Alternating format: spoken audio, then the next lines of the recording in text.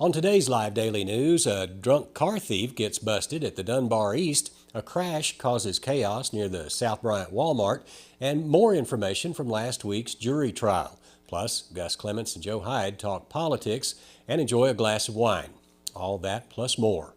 I'm Yantis Green, and this is Live.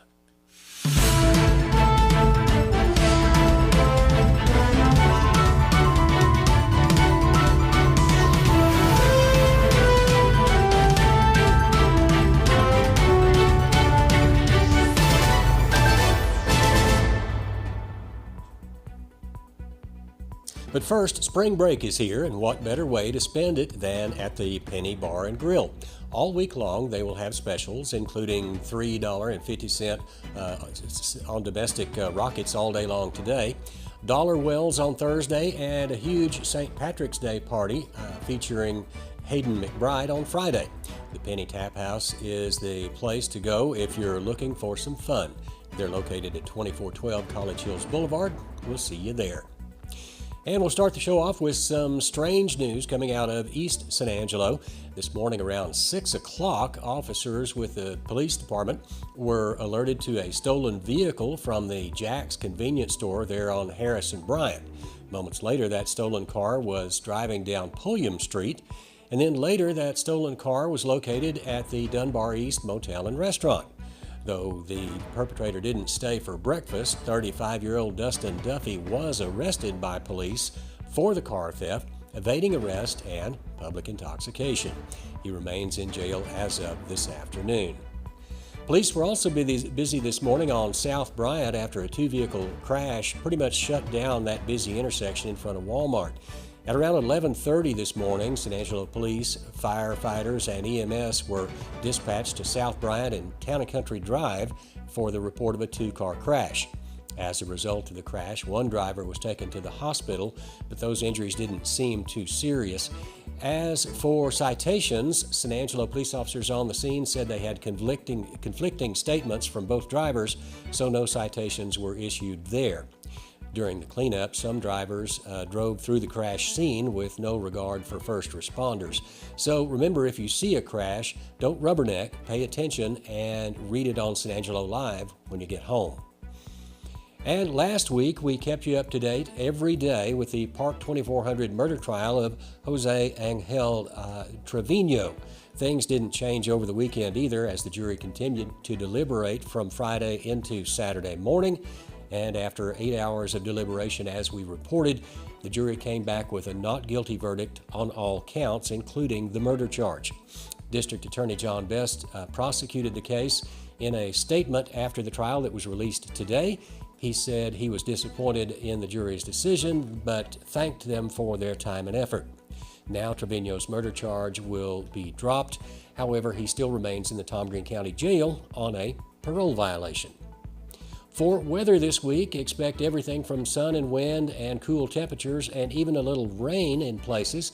For tomorrow, expect nice and cool with a high of about 63 degrees. But by Wednesday, some storms could move in, mainly east of San Angelo in the eastern counties of the Concho Valley. During the day on Wednesday, expect high winds, which gust over 30 miles per hour. Then Wednesday night through Thursday night, there is a 30% chance of thunderstorms. We'll see where that happens. And then by the weekend, mainly Saturday and Sunday, there's another chance of rain, so we'll keep an eye on that as well. And finally, in local news, a massive feral hog was killed in Coke County over the weekend, and it's something you will want to see. But first, every weekday, thousands of folks like you watch this live daily news show that is streamed on YouTube and Facebook and Twitter and SanAngeloLive.com. Businesses can connect with this large audience by placing a scripted ad at the beginning of each day's broadcast. Interested in advertising right here? Contact Joe Hyde at San Angelo Live at 325-340-1238. You're watching me deliver a scripted ad, and that could have your message on it instead of ours.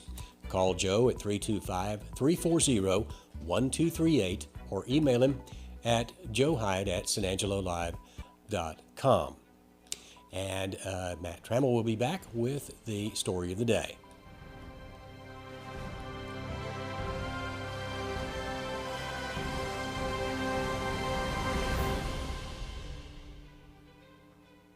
After months of searching, a Coke County landowner has found and killed a huge feral hog that was damaging area properties. Rico Vargas, a Coke County landowner, has been hunting this particular feral hog that has been terrorizing him and his neighbor's land for months. Vargas says that he purchased the land this last year and was surprised by the destruction done by the hogs in the area. When he spoke to his neighbor, a local farmer, he also shared concerns over the hog problem.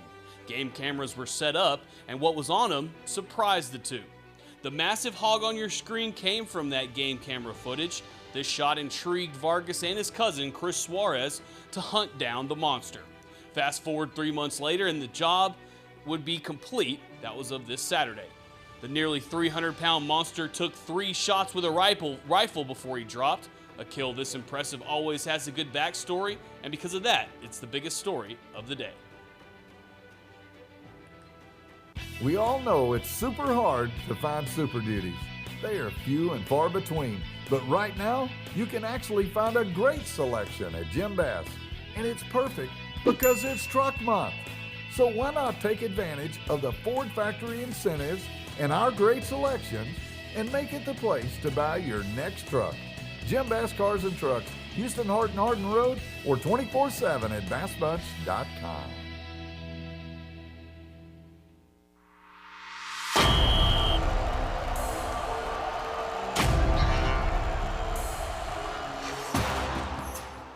The Central Bobcats and Lady Cats soccer teams hosted their regular season finales in San Angelo over the weekend. The Cats faced a do-or-die situation against the Friendship Tigers, where whichever team claimed victory also claimed the last playoff spot. The game remained in a deadlock at halftime, but the Bobcats finally put the ball in the back of the net in the final 45 minutes. Central earned the last playoff spot in their district with a 1-0 victory over the Friendship Tigers. The Lady Cats played their matchup against the Lady Tigers following the boys' game. After a scoreless first half, the Lady Tigers finally broke through Central's defense to claim a 2-0 victory. With the loss, the Lady Cats finished third place in their district. Playoffs are set to begin March 23rd, and matchups, dates, times, and locations for all the playoff games will be announced when more information is available. The Lakeview Chiefs moved to 19-0-1 with a 3-2 win over Lubbock Estacado in Lubbock over the weekend. The Chiefs moved up to number 13 overall in 4A in the state with the win. The Chiefs play their regular season finale in San Angelo on Tuesday against Midland Greenwood at 5 p.m. Finally, the Lakeview Maidens cemented their hold on a district title with a 1-0 victory over Lubbock Estacado last Friday. The Maidens play their regular season finale against Midland Greenwood in Midland on Tuesday at 5:30 p.m. For all Concho Valley sports news, scores, and updates, be sure to visit sanangelolive.com/sports. This month only, mix and match cleaning and disinfecting services and save big with Carpetech. For example, get your carpet clean, save 10%. Get your carpet and tile clean, save 15%. Or get your carpet and tile and air ducts clean, save 20%. Call Carpetech today, 325-735-5142. If your home is in a red, call Carpetech, yeah. Well, welcome back, and thanks, Ryan Chadwick, for the sports update. Every month, we meet with San Angelo's wine guy, Gus Clemens. But he's also known as the senior sage of San Angelo politics because for so many years, he was like the ad manager or the ad campaign guy for all these people that got elected into these positions. I think your last one was Nick Hanna. I think that was probably Nick Hanna. But he's sort of semi-retired now, so he spends all his time testing out different wines from all over the world. Well, that's my full-time job now. Full-time job, wine taster, wine writer, critic. wine writer. Critic. You know, I would appear all over the United States. All right, so we have a wine today that you brought in that we're Yep. going to test out and see what it is. But you told me last time that wine is only as good as the backstory that accompanies it. Most of the time, yes. Okay, so we're gonna. Can I lift it up? Yes, certainly. Because we only have 3 cameras in here, so I have to lift it. It's a bottle of wine, and it says vinegar. It says virgin, which means pure or something. I can't it's see. It's a Malbec from Argentina. I think it's Argentina. Yeah, Argentina, which is where you want to get your Malbecs. Argentina and Chile are two wonderful wine regions, great wine and great prices. Have you seen this wine in any stores around here? I think so. Hold it up so people can see it, because we're about hold it up higher. There you go. That's good. Hold that up. So this is a wine from Argentina. Yes, a Malbec, which is what Argentina is sort of famous for. Malbec is between Cabernet Sauvignon and Merlot in terms of body and tannins and stuff like that. Goes great with meat and goes great with lamb, by the way, as you might imagine, coming from Argentina, South America. Anyway, you wanted to know how to open this, correct? Yes, you have a special way to open these. Well, I'll try to hold it so you all can see it. It's a twist cap, a Stelvin cap, and you can try to turn it like that, but the professional way to open this thing is you grab the whole thing like that, okay, and you turn the bottle. It's the same trick as you used when you're opening champagne with you don't twist the top, you twist the bottle. Actually, in most cases, you twist both of them at the same time, but the torque comes from the bottle. Here, hold this up for you. Well, there you go.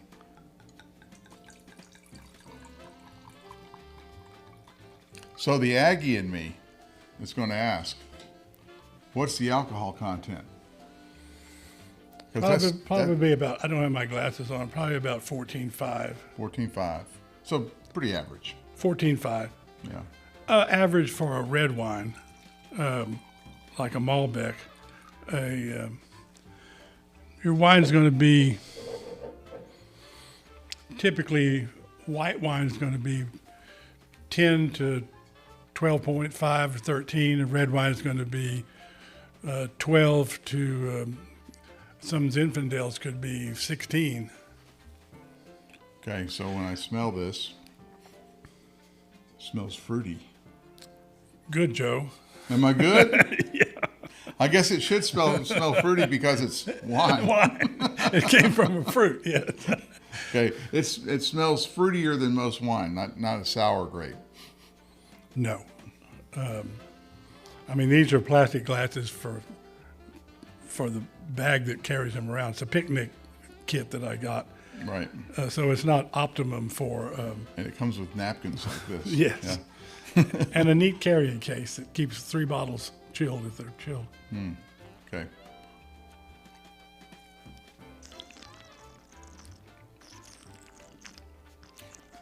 Has a little bit of a bite. How am I doing so far?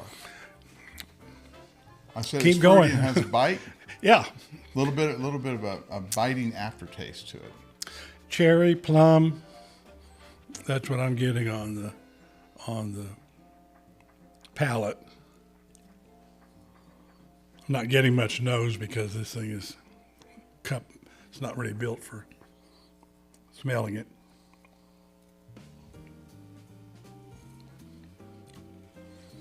Okay, I can taste the cherry.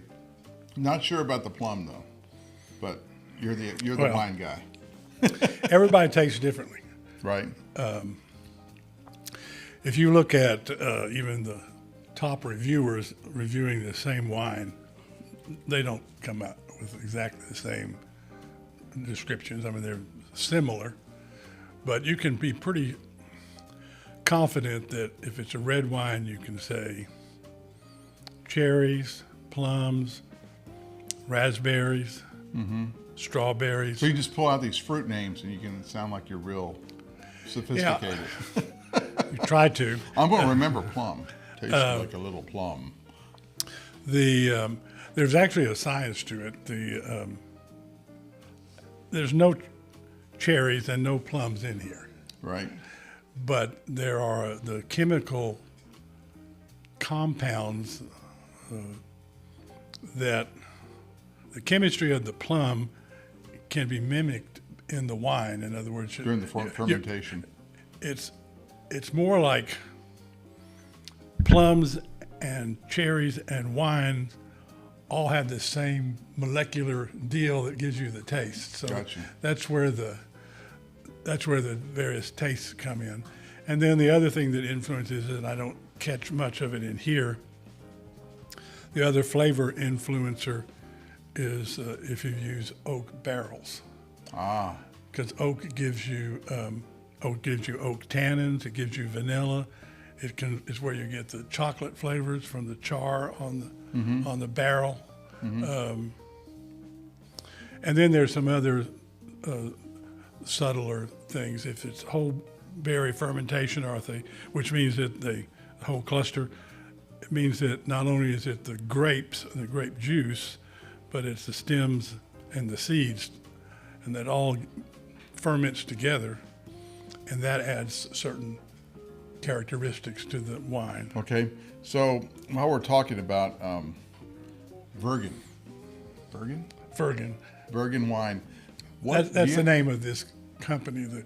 What's the backstory? Do you have a backstory from them? If not, can you make one up? Yes, that's what I do all the time. No, this is a very large Bosque. That's the maker, and they're a very large maker. The thing they would tell you about on this is that it's all organic, which is a big rising deal, has been for a number of years. So when they say an organic wine, I'm thinking they grow some grapes and they throw them in a vat and they step on them, and then they ferment it. I mean, what's not organic about a wine? Well, it starts off quite often this light plowing and natural fertilizer, so they're not putting ammonia or something like that in the soil. So no Scott's grass, turf. Correct. Feed or whatever. Yeah. And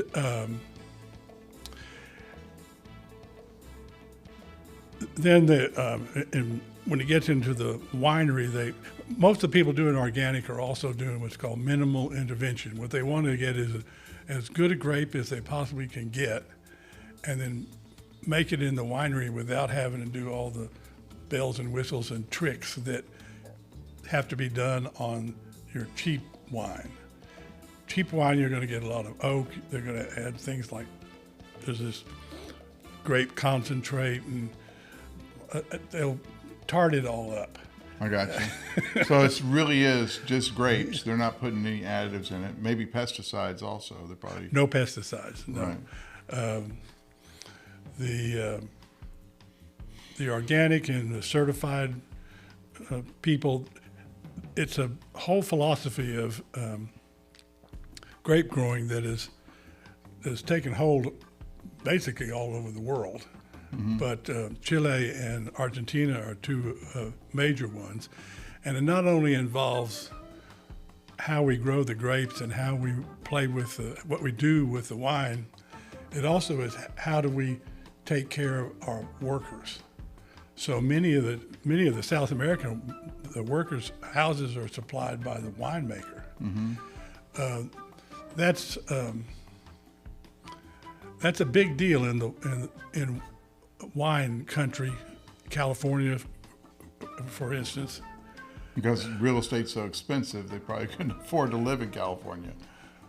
Well, no, the problem, yes, but as one of the grape growers said, he says, I have 3 tons of grapes that are perfect and ready to be harvested. I don't have anybody to harvest them. Tending a vineyard is not a 9-to-5 job. Not a 9-to-5 job, and not a go hire some people at the Workforce Commission job. Mm-hmm. Many of them are multiple generation people. I mean, they got to know which clusters to harvest and which not to harvest, how to thin leaves, which is tending the wine the grape growing during summer. So attention to the people.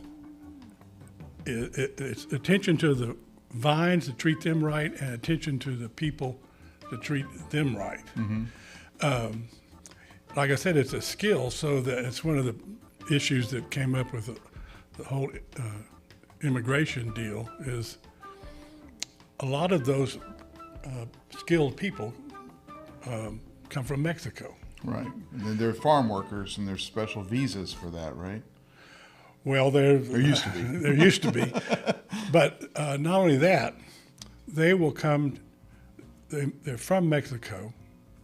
They will come to California in, it'll be August, September, to harvest the grapes. They might even be there earlier to do the tending of the vines, but summertime till fall, which is the key part of the You're grape starting growing. to sound like an Upton Sinclair novel. Well, then they don't Right. stay in California. They go to South Africa, Australia, and New Zealand. So they move around. It's a circuit that they go on. Obviously, the Southern Hemisphere, that harvest is in November and December and January. So it's a skilled, it is a skill, once again, often passed down through generations. Well, while we're trying out another sip of the wine, Okay. do you watch much cable news these days? I cut off my cable. I'm a cord cutter. Not much. Obviously, just to spite you, I watch MSNBC on occasion. And occasionally, just to see how ridiculous it can be, I watch Fox. But the shows that Cindy and I watch mostly are National Geographic and Science Channel and stuff like that. Educational stuff. Right? Yeah, well, I don't know. The one about airplane crashes is not exactly educational. Well, if you're a pilot, I mean, you can learn how not to do it, I guess. Or if you're a passenger, you'll learn how not to. Don't go on that airline. Well, I've been watching, we since we cut off our cable, we've got, you have streaming over the internet. And my favorite channel, well, I don't know, other than whatever Yellowstone's on. Okay. Because they're not going to have a sixth season, I've heard. they probably don't need to. Yeah. I mean, in my opinion, I'm a little bit of an artist guy, and I can tell you that they're running out of ideas. Yeah. It's getting a little ridiculous. However, the prequels shows like 1883 and 1923 are darn good. They're really good. I haven't got into those. Most of the time I'm on my computer. Now, of course, I'm reading New Republic and Washington Post just to irritate you some That's more. all right. I read enough Wall Street Journal to trump your Washington Post. I know you got that name in on purpose.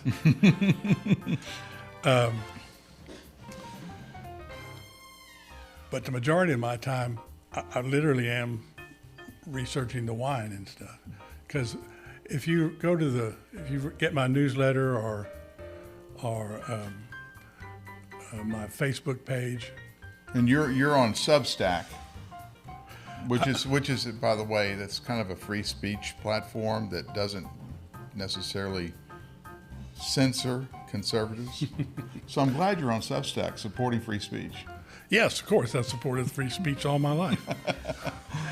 So I have my own website, Gus Clemens on Wine. If you just do Gus Clemens on Wine, Just Google Gus Clemens on Wine. It'll get you all the things I do. But my website, which has got all 15 years of columns and reviews, Substack, which is a newsletter, and Facebook, which is Facebook's Facebook. Key thing on Facebook is I also have basically a joke of the day. Okay, what's the joke of the day today? I don't remember. I literally have. I wonder if I could think of a joke of the day for you. I'm going to think about it for a second. Okay. Well, the wine reviews will get 500 to 2,000 hits On Facebook, on Facebook. right?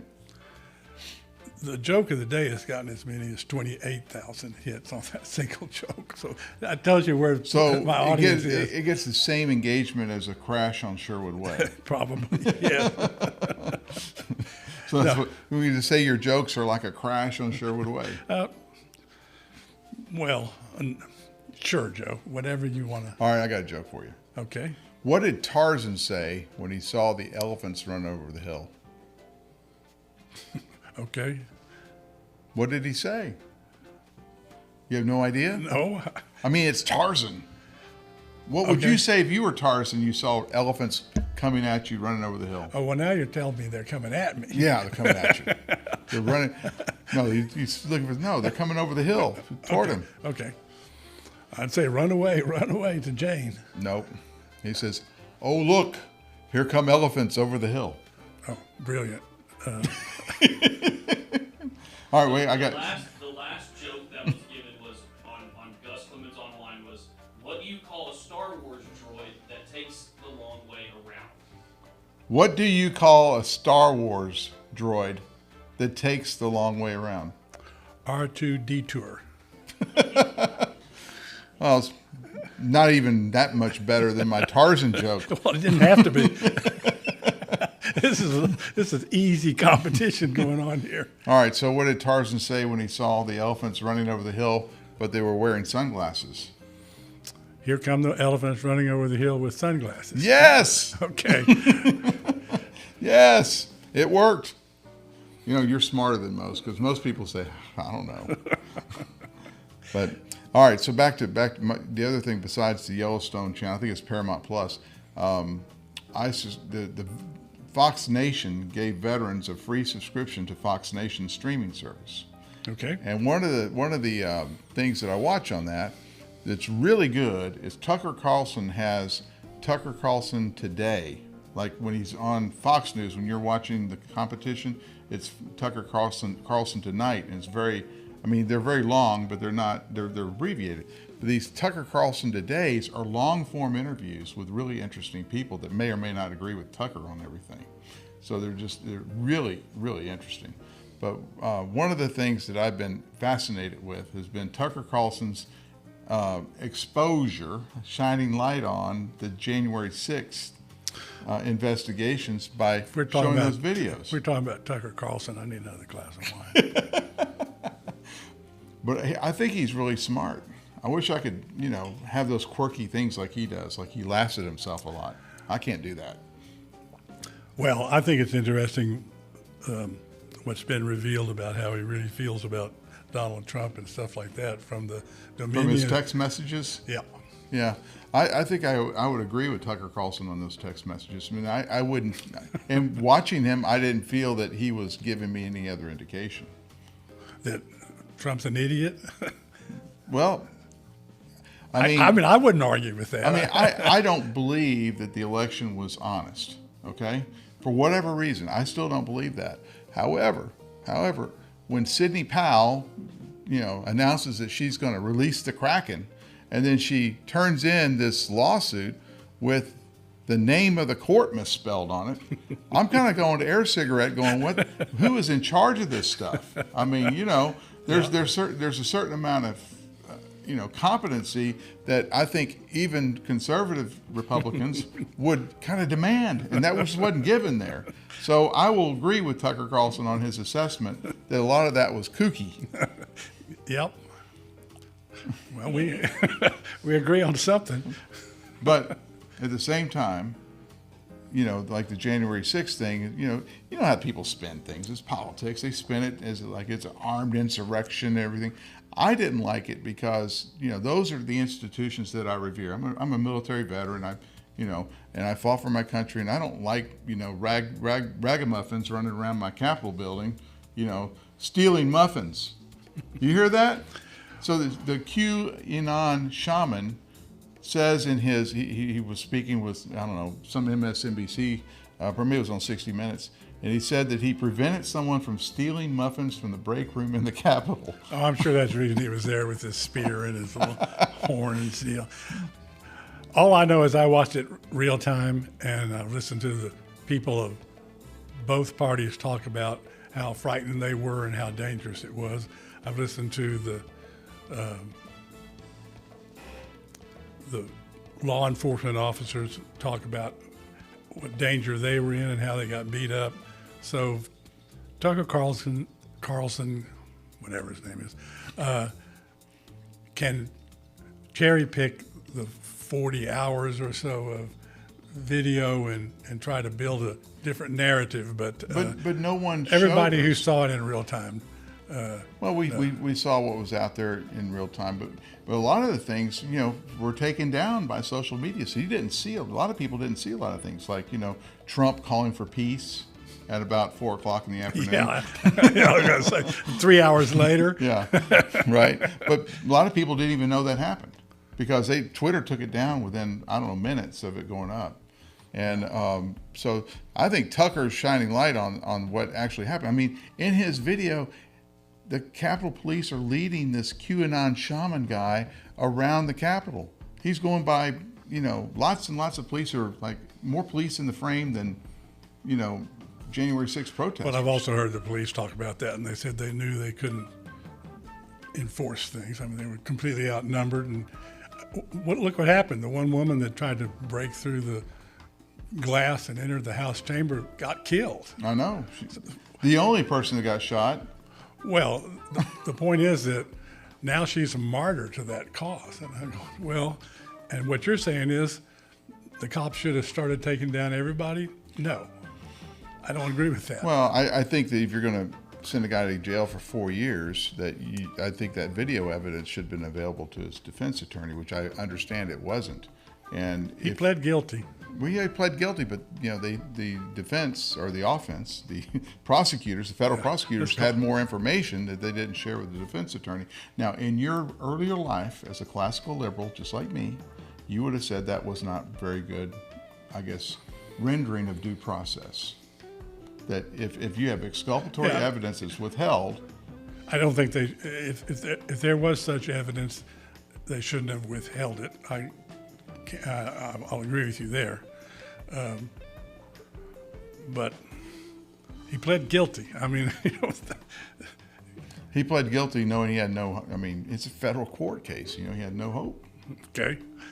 And, you know, a lot of people just didn't have the resources to defend themselves because that's another situation. I mean, it costs $20,000 to defend, you know, that's probably your opening statement when you get a federal charge against you. Well, you just turn to your public defender's office, which you love so much here. Actually, they're pretty good here. No. They've had a pretty good string of I won't say it luck. I think they actually work the cases pretty hard. I do too. And I knew a number of lawyers who took the cases when it was just on a wheel that,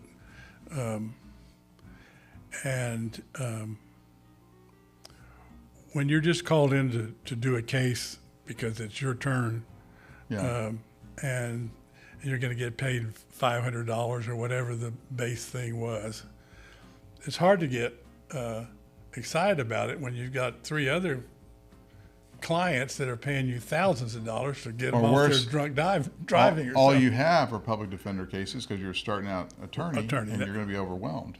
So, I mean, I think right now. But now with the professional staff, that's, you know, this is my job. Mm-hmm. I'm getting paid, you know, getting paid well enough to put my kids through junior college. Well, you know, in the last case, the 2400 Park 2400 murder trial that went on, in the court docket, the defendant, Joe Angel, I believe his name was Trevino. That's his real name. Last name is Trevino. Jose Trevino. But in the day, like in October of last year, he wrote a letter to Judge Carmen Dusick and said, "Hey, I haven't seen Ray Leifestein, that's his defense attorney. I haven't seen him, and I don't know what's going on. I have no one to communicate with, so I just want to fire him." That's what he said. Now, of course, Ray Leifestein, you know, saved the account, so to speak, and he actually. I was going to say, apparently Ray knew something that would go on. But is his name Angel or Angel?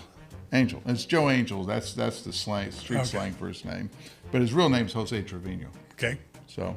But, yeah, I thought that was interesting. He had tried to fire Leifestein back in October because he felt like nothing was moving, and, you know, the cogs of justice, or the cogs in the wheel, and the wheels are slow, and that kind of stuff. So he was feeling frustrated. And I know this from talking to the defense attorney. It's darn hard to go talk to someone who's incarcerated in the Tom Green County Detention Center.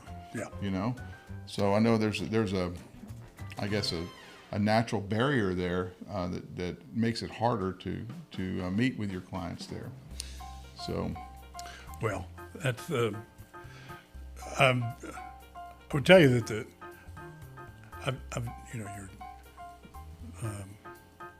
political sage deal. I've done ever since Joe Hunt. I've done all the sheriff races. right? And Since Joe Hunt. yeah, Right. Joe Hunt was the first one. So Joe Hunt was the sheriff up until about 2013. Maybe it was 12. Maybe not that long, but anyway, it was Joe. Then there was David. Then there was an interim one because Joe got the heart condition. That wasn't an election. That was just a appointment to fill out the term. And then there was David, and then current sheriff. Nick Hanna. They would all agree with you. I mean, the biggest thing that I participated in with Joe and then with David was working on getting the new jail built. Mm-hmm. And it's one of these things where when they broke ground, it was overcrowded. No, not really. Oh, okay. I mean, the jail added 100 beds, roughly. So if we were at 549 or whatever it was with the old jail, and we went to 650 or 550, and then they had the option of adding another what they call a pod, build another wing onto the jail. But the problem that you have as a sheriff is you have requirements that you're trying to meet professionally with the Jail Standards Board of the state. And, Oh, absolutely. And so the bias when they were planning the jail was the sheriff wanted everything, and the county judge says, I can't give you everything. And if I talked to Steve Floyd during the jail, he said that he went to San Antonio to meet with, I believe, White Construction, who was the contractor for the jail, and he was slammed with a $70 million, basically almost $70 million bill. And he was like, that's not what I agreed to. I thought it was going to be $43 million, and we're going to have, $13 million to fix up the courthouse. Yes. That's how it kind of went. And I would say, just from watching the whole jail thing, if it wasn't for one guy, I think one guy really saved it. I think it's by putting Rick Bacon on that jail, just watching it like a hawk. He was able to get the jail. I think they priced it out about $78 million. It could have been $90 million. Well, I'm happy to say that I did Bacon and Floyd's campaigns too. Yeah, there you go. So Rick Bacon's one of your guys too. Yep. And Steve Floyd, of course, several times. Well, Steve brought to it the experience of being a justice of the peace. So Right. he knew what.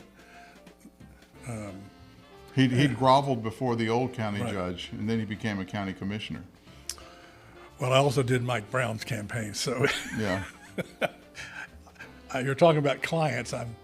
I'm obligated to say they did a wonderful job, and So we're getting totally biased stuff here. I think they did do good jobs. As a matter of fact, Well, you did. I guess the interesting case right now it was with this Joe Angel case, it was John Best, and you actually ran Andrew Graves as a client against John Best when he was elected as district attorney. yeah. Fortunately, it's all worked out even better for Andrew than if he had been elected. Andrew's now a judge, County Court at Law. but he doesn't talk to me anymore because he says if I talk to you, I won't be able to hear any cases. Andrew took over from Penny Roberts. Penny Roberts, whose campaigns I did also, by the way. Just Senior sage of San Angelo politics. don't do that. I haven't done. I guess I haven't done some for a while. I mean, like you said, I'm semi or retired from ad business. This is your business, the wine. Yes, Yes. that and enjoying life. Yeah. Enjoying life. We had And watching MSNBC. watching the Science Channel and National Geographic much more. Right. Actually, other things that I watch are there are some very good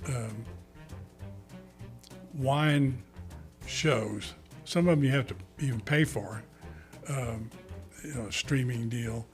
And I find that a whole lot more interesting than listening to two talking heads yell at each other Constantly arguing. Yeah. and saying the same thing over and over. And then when they don't have anything else to say, they make up more arguments. Yes. Well, if you watch either one, MSNBC or CNN too, for that matter,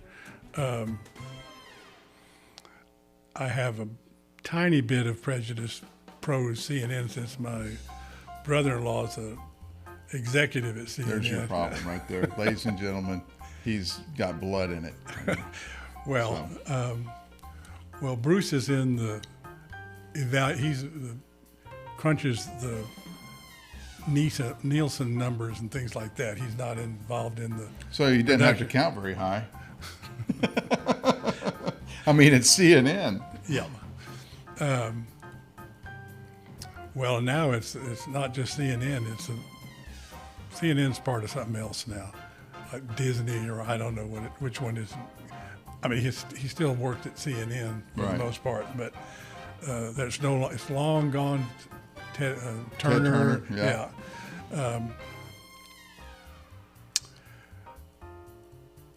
I have these problems.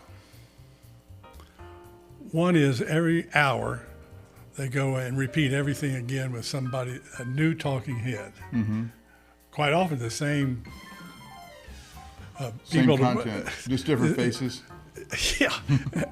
And you get 5 minutes of talking heads and then 3 minutes of, if you dial in right now, we will double your amount of whatever's crap there. You mean what they're selling? Yes. Well, at least it's not gold and silver exchanges. Well done. Because, the liberals watching CNN don't have any gold or silver. Okay. Well, maybe they do if they're on the East Coast. See, this is very interesting because Joe's contention would be that the trouble with all the liberals is that they're very rich and they control the media. That too. And you just heard him say there's no gold and silver ads on those things because they don't have any gold and silver. So, well, they believe in the banking system since Biden's in charge. Well, that's an interesting thing with, and it influences the impact on the wine industry. You mean the Silicon Valley Bank failure? Yes. Mm-hmm. Two things, because I have studied it. First place, Silicon Valley Bank produces every year, and I think it's January, the definitive report on wine in the United States. They won't be doing that this year. Maybe. Probably not. Probably they will. Because you think? The guy that does it, the Silicon Valley Bank is the bank for a number of the wineries. Mm-hmm. Even at that, they're only about $2 billion of the bank's assets. Right. Which makes it like only 2 or 3% of the bank, because the bank is a huge bank. $208 billion. Yeah. Something like that. His claim, the guy, and I can't remember his name off the top of my head, but he said, we had a run on the bank and we had to sell off some of our assets at a loss, which is what caused the problem. Right. He said, but this bank is rock solid, and that's the reason that there's so many banks that are stepping up to try to buy that bank, because they know that the assets are there. It's just, virtually no bank, certainly no smaller bank, can survive when all of a sudden everybody wants their money. Right. I mean, and the winemakers weren't doing that. That's not how they play the game. And most of them are going to not have multiple millions of dollars. But why did Yeltsin or Yelton or whatever her name is? Janet Yellen. Yellen. Yeah. But I like the way you called her Yeltsin. I think that's probably fitting. Freudian slip. But the thing I was reading today was the reason she stepped in so quickly and said, we'll clear all the debts, is that when it looked on the books, they said, this thing's solvent. It just didn't have cash to give out. Mm-hmm. So it couldn't sell its T-bills that they bought when interest rates were, 0.2%. Well, as brought up, all their bonds, T-bills and all that, none of them fail. It's just if you have to sell them early, you sell them at a loss. If you hold on to them, which is what they expected to do, you cash them in and you make your money. Right. So the loss of the guy in the division, there was a whole wine division at the bank. He doesn't know if he's going to be able to keep the team together that created that. It's about 30 people. So he created a wine, like a bottle of wine valuation kind of chart. What exactly did he do? No, he would not. Well, in a sense, they tracked volume, pricing of how much, but mostly in gross income terms. So he went to the wineries and he would rank them, stack them up, and say this is the number 1, number 2, number 3 based on volume.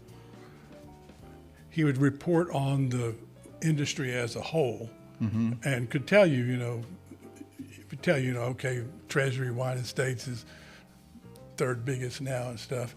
A lot of those statistics, with the exception of Gallo, I mean, they're publicly traded corporations, and they're out there. They're out there, and all of them have to deal with government regulations, whichever state you're in, alcohol control people. But what they were able to do was to get a team together and pull all those facts into a So the Silicon Valley Bank that kind of went sort of bankrupt, kind of bailed out, kind of whatever. Had a run on the bank. Had a run on the bank, and they kind of went down. Yep. And now they're coming back up. Maybe I don't know. I don't think Silicon Bank's not going to come back. They compiled all the data on basically Napa Valley and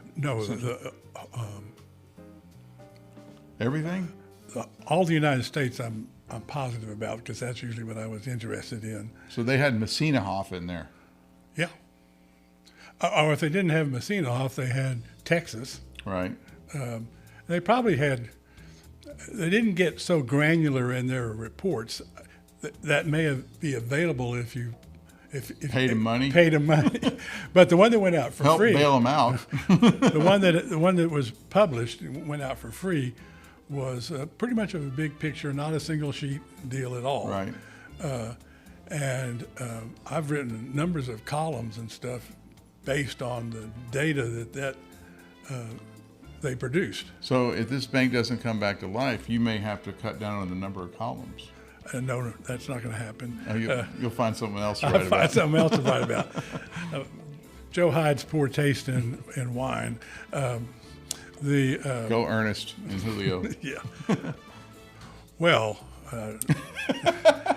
You're going to tell me that Ernest and Julio Gallo has something akin to this? They may distribute that in the United States. Ah. So they're kind of like Benny Keith. They're kind of like the largest winemaker on the planet, and it's owned by the family and not a stock corporation. Gotcha. And you can get swill from Gallo, certainly, but you can also get martini, and you get a number of wines that are Really top tier. So they go find the craft winers, kind of like the craft breweries get sucked up by the Budweisers. A number of wineries, the bigger ones, have grown that way, and the formula is particularly happens when there's a generational shift. Mm-hmm. The kids they need to cash out, so they have because of all the taxes the Democrats make them pay. Yeah, sure. In California. Inheritance taxes. This is everywhere. Yeah. It's even worse in Europe, but anyway, that's another story. So they cash out, but in many cases, many cases, I don't know if most is the right word or not, nothing changes. Right, they'll just go and get someone to cash them out a little bit, and then they become the holding company for their company. Well, Gallo buys you out. They're going to make money because of their distribution. Mm-hmm. That's the hardest thing for smaller wineries is distribution. Right. Get it into this. How do I get it into Glazers or Republic? You know, and they keep the the people that are running the winery, they keep them. They don't get fired. Mm-hmm. In fact, quite often, the people that own the winery stay there and continue to make the wine. They just, you know, Same people. Same people, but I don't have the headache of labor and distribution. Yeah, I don't have to worry about every 2 weeks making that payroll. I don't have to worry about trucking and all that kind of stuff. Yeah, and that's a key Gallo has, is that Gallo doesn't have to worry about making numbers every 3 months. Right. They're a family corporation. They don't tell people what's going on. And well, Gus, I've tried to derail you off of wine and get you onto your senior sage of San Angelo politics shtick. And I've been unsuccessful because you wound the conversation back to wine. Exactly. Why would I do anything different?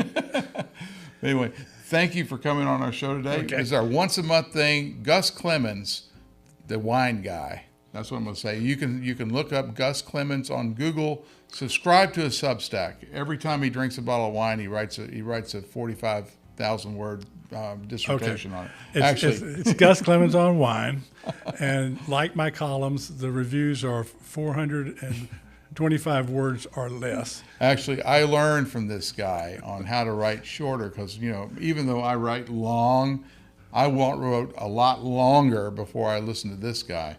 So, well, Joe, as Joe knows, before I was a senior seer or whatever I am. Senior sage of San Angelo politics.